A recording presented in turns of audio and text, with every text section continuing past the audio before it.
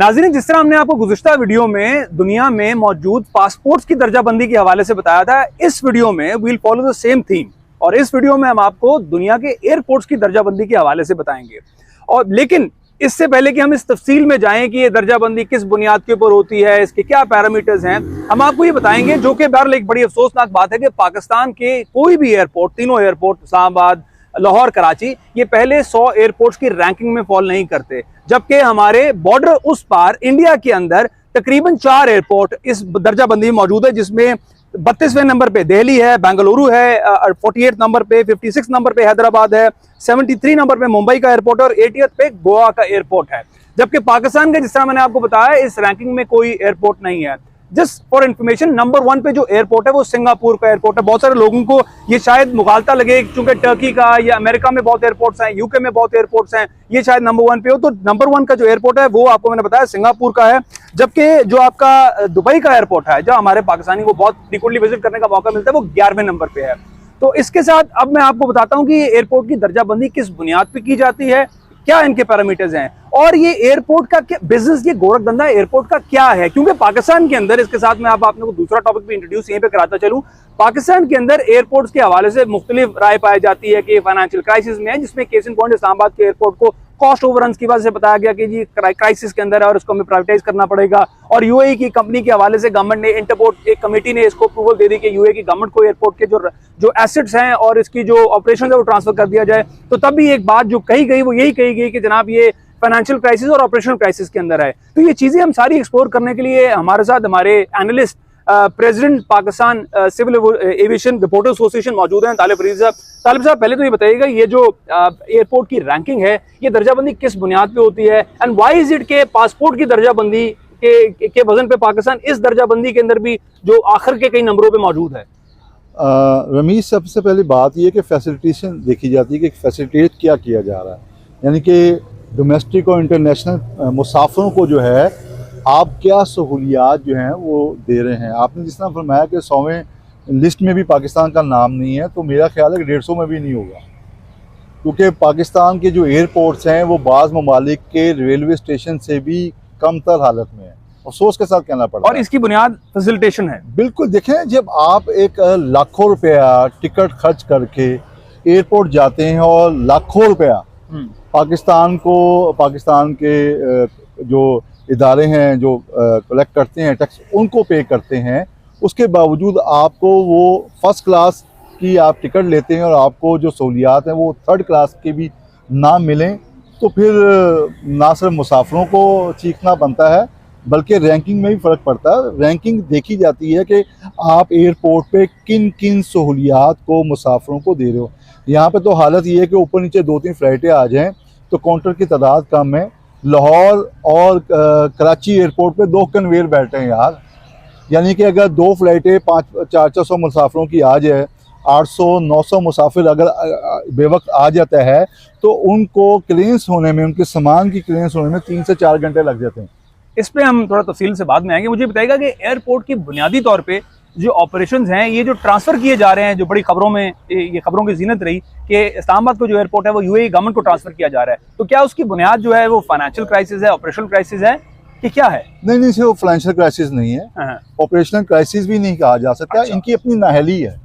अच्छा, जो नाअहली ऑपरेशनल नाअहली है। देखिए ना, आपके पास जो सहूलियत आपके पास है वो तो आप मुसाफिरों को दें ना।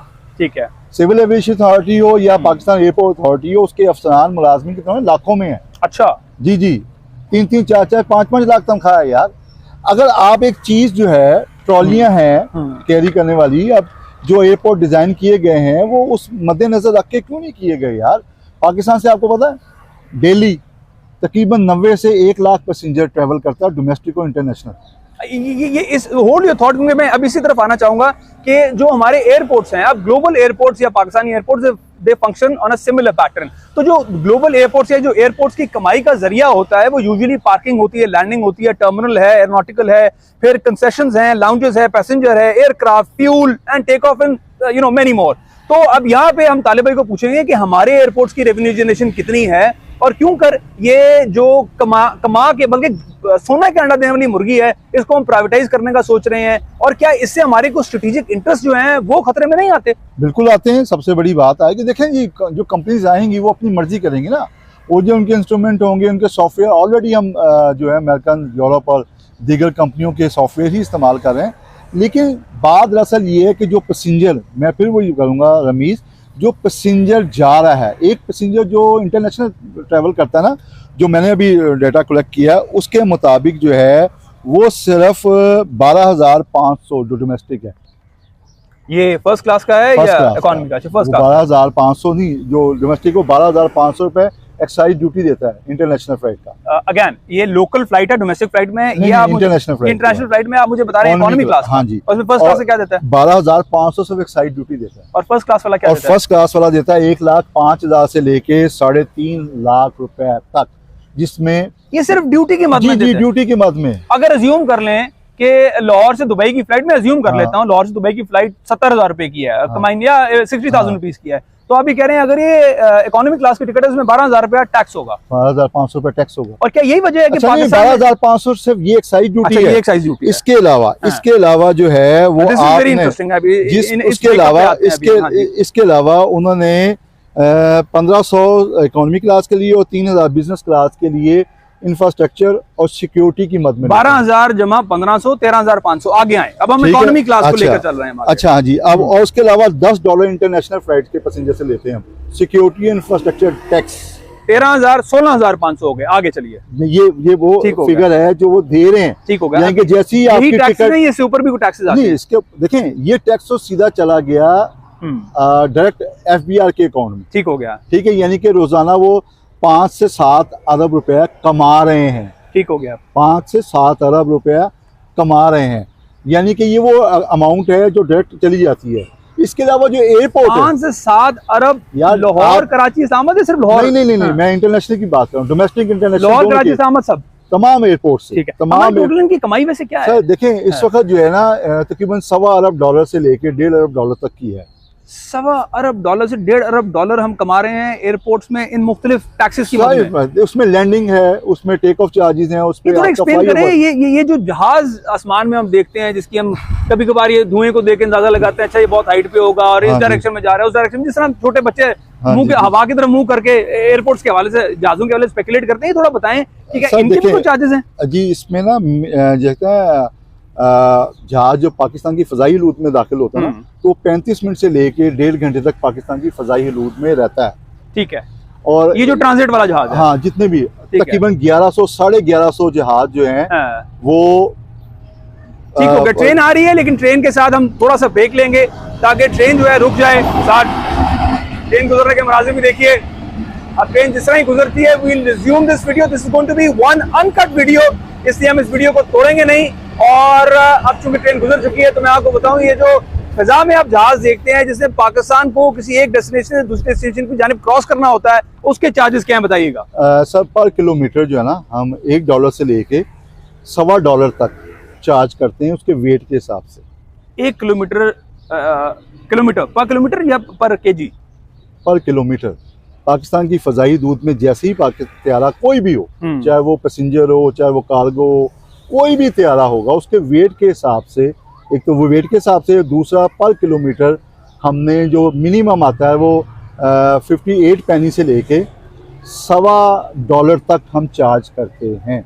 अच्छा। और पाकिस्तान से दिल्ली की तकरीबन 1100-1200 के करीब परवाजें गुजरती हैं। इसका कोई फिगर है? इसका कोई फिगर है कितना? आप अंदाजा लगा रहे हैं ना, बड़ा मुश्किल एक फ्लाइट ऑन द फ्लाई अंदाजा लगाना मुश्किल होगा, इतना मैथ हमारा अच्छा नहीं है। एक नॉमिनल फ्लाइट जो है ना, वो 35 मिनट से लेके 1.5 घंटे तक पाकिस्तान की फजाई दूध में रहती है। अच्छा नाज़रीन, जहाज सिर्फ आसमान से देखते हैं, इंटरनेशनल फ्लाइट अज्यूम कर लें कि उसने दुबई अगर उसने जाना है चाइना और वो पाकिस्तान की हदूद से गुजर रहा है, तो पाकिस्तान को for every kilometre and tonnage के लिहाज से पाकिस्तान को टैक्स दे रहा है, and that varies between 58 cents to $1.50। हाँ जी, ठीक है। अच्छा, दूसरा उसमें ये है, जब आप अपना टच करते हैं, इनके लैंडिंग चार्जेस हैं वो $15 हैं पर टन। अच्छा, ठीक है। उसके साथ एक्सेस होगा तो $9 से $11 आपका वो एक्सीड करता रहेगा।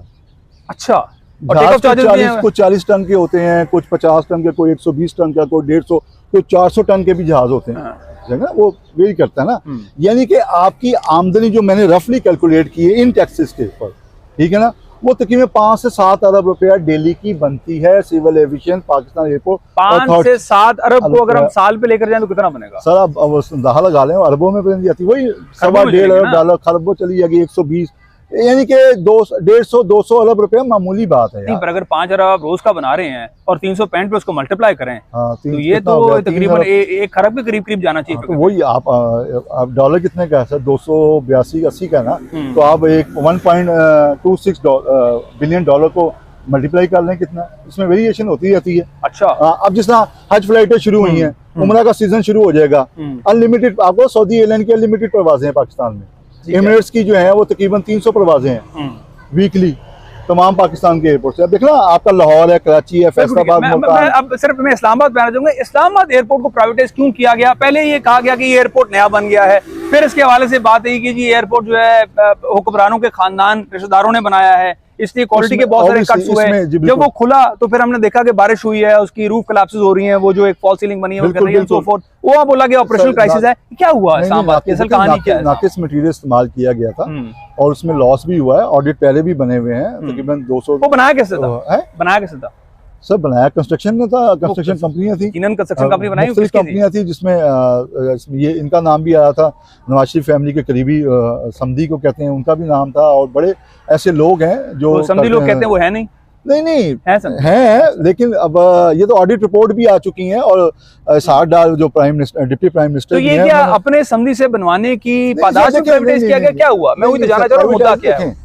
यहाँ पे ये कहते हैं कि मुसाफिरों को हम इंटरनेशनल मेयार की सहूलियात नहीं फराम कर रहे हैं, तो आउटसोर्स पूरी दुनिया में कंपनीज हैं, पूरी दुनिया के एयरपोर्ट जो आउटसोर्स होते हैं वो प्रोवाइड करते हैं। मैं ये सवाल करता हूँ कि जी भाई, आपने पैसा जो बाहर वाली कंपनियों को देना है, आप अपने एम्प्लॉय को दें, चेक एंड बैलेंस रखें, और जो सहूलियात बाहर के, मतलब आप ये कह रहे हैं कि ये जो हमारे सरकार के अंदर सिस्टम होता है कि पहले ब्यूरोक्रेट्स फेल होते हैं, वो अथॉरिटी बनाती है, अथॉरिटी फेल होती है, वो कंपनी बनाती है, और उसके बाद एक यूनिट बन जाता है, और इस तरह से कंपनी के जो सीईओ वगैरह होंगे, इनके जो मैनेजर वगैरह होंगे, वो पाकिस्तानी होते हैं, मिलियंस में तनख्वाह ले रहे हैं। ठीक है, इसके साथ एक और चीज यहाँ पे ऐड करना जरूरी है कि ये कोई पाकिस्तान के अंदर ये कोई पहला एक्सपेरिमेंट नहीं है। I am sure many of you would know by this information कि ये दुनिया के अंदर जो एयरपोर्ट्स है वो प्राइवेटाइज होते रहते हैं, मुख्तलिफ जगहों में प्राइवेटाइज हैं, जिसके अंदर केस इन पॉइंट इंग्लैंड का है। वो उनके इंग्लैंड के तो बेतहाशा एयरपोर्ट जो है वो प्राइवेटाइज हैं, जिसके अंदर हीथ्रो है, गेटविक है, और ये प्राइवेटाइज उन्होंने 1987 में किए थे।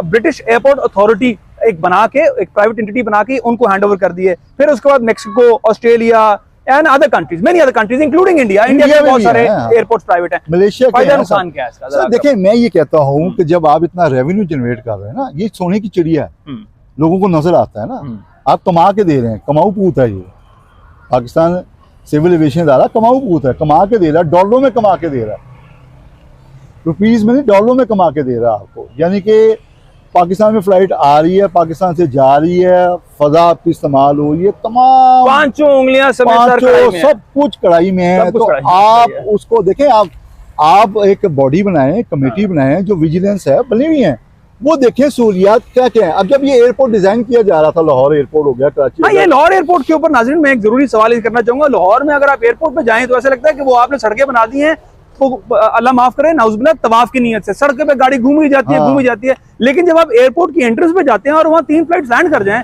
तो वहाँ पे तकरीबन नहीं तो 600-700 मीटर लंबी लाइन होती है, और 15 से 20 मिनट या आधा घंटा बाहर इंतजार करना पड़ता है, सिर्फ टिकट को क्रॉस करने के लिए, पार्किंग टिकट लेने के लिए। पार्किंग टिकट हमें एक हमारी पॉलिटिकल शख्सियत थी जो अब भी हैं, जो मौजूदा हुकूमत में भी हैं, उन्होंने कहा था कि खूबसूरती नजर आनी चाहिए। अच्छा, यानी कि आप वो काम करने के लिए सारा काम किया गया। भाई, इस खूबसूरती को चाटना, जब पैसेंजर का बैग ही 3 घंटे के बाद आ रहा है, पैसेंजर इमिग्रेशन काउंटर पे खड़ा गया तो लाइन में लगा हुआ है।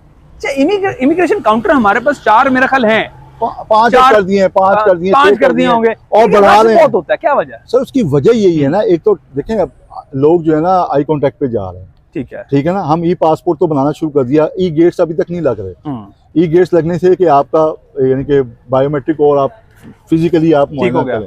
पासपोर्ट नया बना है, इस पासपोर्ट के अंदर कोई ऐसी चीज है, anything to write home about? क्योंकि इसके हवाले से एक बहुत बज़ है कि नया पासपोर्ट बन गया, नया पासपोर्ट बन गया, what is this all about, क्यों है?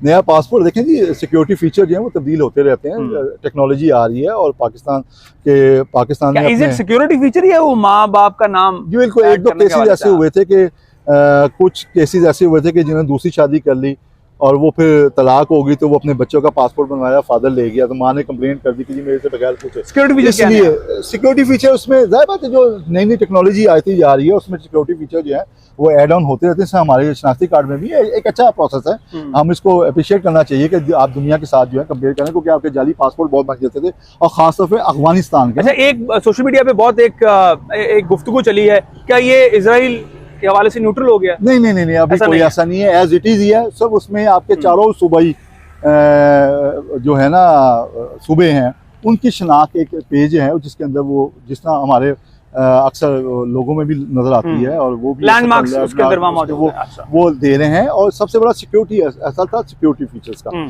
उसकी वजह ये थी कि 40,000 से ज्यादा अफगानियों के पासपोर्ट बन चुके थे और वो जब जाते थे तो पाकिस्तानी। अच्छा, जिसके पास पासपोर्ट, अब जिसके पास पासपोर्ट मौजूद है उसमें तो लाजिम टेक्निकली नहीं होगा ना कि वो पासपोर्ट। अब जितने भी नई पासपोर्ट आएंगे ना, जितने नए बनेंगे वो पुराने पासपोर्ट्स को नहीं तंग करेंगे। नहीं अभी नहीं, पुराने पासपोर्ट मतलब ऑटोमेटिकली वो जब 5 साल के बाद जो रिन्यू करवाता जाएगा नए पासपोर्ट की तरफ आता जाएगा। रमीज में से बात ये कर रहा था कि एयरपोर्ट अथॉरिटी जो है ना, आपने पाकिस्तान एयरपोर्ट अथॉरिटी भी बना दी। मुझे एक और चीज बताइएगा, जब आपका चेंज ऑफ एड्रेस होता है तभी पासपोर्ट का रिन्यूअल होता है, तो ये क्यों होता है, क्या बात? नहीं करना पड़ता। एक बंदा किराए पे रहता है बेचारा, 4 जगह मूव करता है, तो हर बार ये परमानेंट एड्रेस तो उसका होगा ना। लेकिन आपको टेम्परेरी एड्रेस भी तो अपडेट होता है वो आप नीचे टेम्परेरी एड्रेस दे देना, वो टेम्परेरी एड्रेस उसमें पासपोर्ट के हाथ से तो लिखने की इजाजत नहीं देगा। नहीं, आपके उसमें आपके शनाख्ती कार्ड के अंदर आएगा। अच्छा, पासपोर्ट अपडेट नहीं होगा, ये ट्रैवल डॉक्यूमेंट है, ट्रैवल डॉक्यूमेंट के अंदर आप नहीं कर सकते। शनाख्ती कार्ड होगा तो आपका पासपोर्ट बनेगा ना।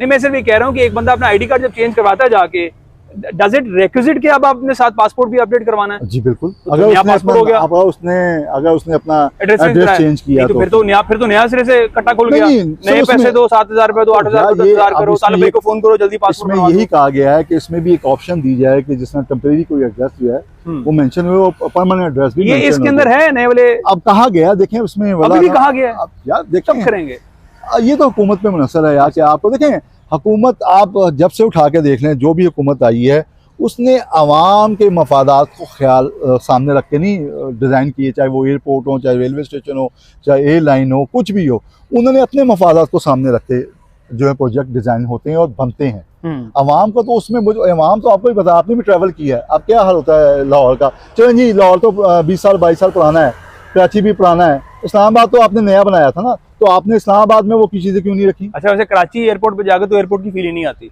आपको, तो लाहौर पे जाके आपको नहीं, थोड़ी बहुत आती है, फिर भी थोड़ी बहुत फील आती है कि एयरपोर्ट पे लैंड करें। उनको तो लैंड करते लगता है वो साथ बात शुरू हो गई है। एयरपोर्ट का मकसद ये था, जो आप कहते हैं ना ग्रीन बेल्ट वो बना दी उन्होंने लाहौर एयरपोर्ट पे, वहां पे कमर्शियल एक्टिविटी होनी थी कि जो ट्रांजिट के लिए आ रहे हैं वो बाउंड्री के अंदर रहेंगे, वो एयरपोर्ट की हदूद होगी। जो ट्रांजिट के लिए आ रहे हैं गैर मुल्की है, वहाँ पे आउटलेट होंगे, वहाँ पे पाकिस्तानी जितनी भी प्रोडक्ट हैं वहाँ पे होंगी, शॉपिंग प्लाजा होंगे, लोग अपनी अपनी शॉपिंग जिसमें दुनिया के एयरपोर्ट्स पे होता है। हमारे तो दुकानें, हमारे तो छोटी दुकानें होती है, उसका भी किराया इतना होता है कि जो पूरा नहीं होता ना। आप चिप्स लेने चले जाए, इंसान कहता है यार गोली मारो यार, 2 दिन भूखा रह लूंगा, चिप्स नहीं खाऊंगा। भाई मैं ये बता रहा, देखें जब आप एक पार्ट जैसे ही आपने टिकट बुक की और FBR के अकाउंट में बिलियंस रुपीज चले गए, आप अंदाजा लगा लें। इसका मतलब ट्रैवलर को बेसिकली निचोड़ने के लिए बुलाते हैं कि आप एयरपोर्ट पे आए, नुचड़े और चले जाएं, बस ये है। बिल्कुल ठीक है नाजरीन, इसके साथ जो सबसे अहम बात आज के इस वीडियो में हमने समझी है वो ये है कि एयरपोर्ट जो हैं ये सोने का अंडा देने वाली मुर्गी है, और अगर हमारी अथॉरिटीज जिसको हमारी गवर्नमेंट रन करती है वो चाहें तो यहाँ से रेवेन्यू को मजीद मैक्सिमाइज कर सकती है, मल्टीप्लाई कर सकती है।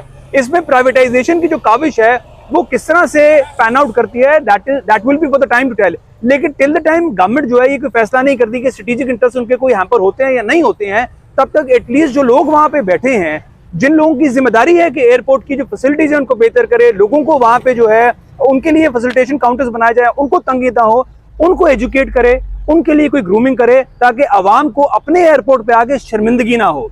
इसके साथ ही रमीज खान को आज की वीडियो तक के लिए इजाजत दीजिए, अगली वीडियो तक के लिए बने रहिएगा। बहुत शुक्रिया।